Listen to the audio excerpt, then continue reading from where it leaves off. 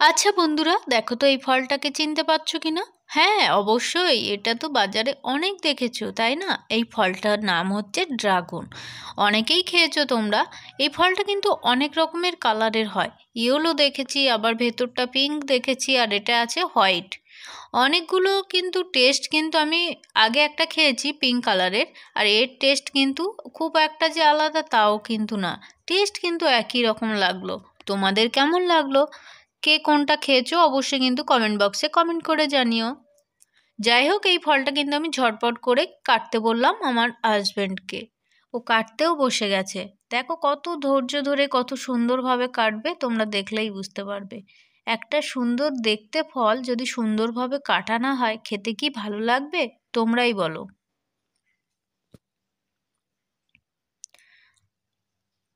অনেকে ড্রাগন ফল মাখা কিন্তু খায়, আমি কিন্তু এমনি নর্মালি কিন্তু বিট নুন দিয়ে ট্রাই করেছি।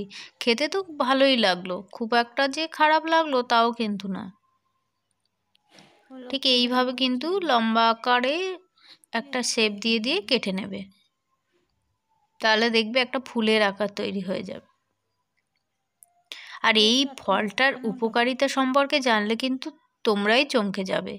এই ফলের গুণাগুণ যতটা মানে দেখতে যতটা সুন্দর, গুণাগুণ কিন্তু আরও বেশি।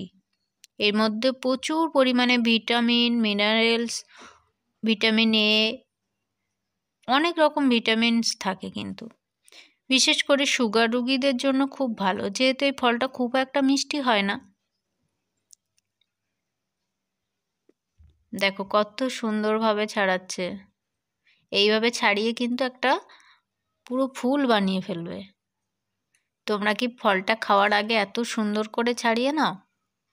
আর যারা এত সুন্দর করে ছাড়াও না, একবার এইভাবে সুন্দরভাবে খেয়ে দেখবে। দেখতে যেমন সুন্দর, খেতেও কিন্তু সুন্দর হবে। কতটা সুন্দর হয়েছে তোমরাই চোখে দেখো।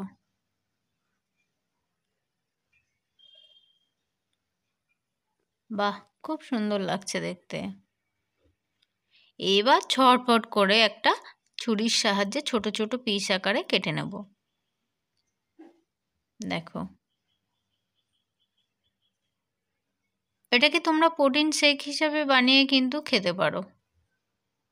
মিক্সিতে দিয়ে বেশ একটা পেস্ট করে দুধের সঙ্গে খেতে পারো। কেমন লাগলো?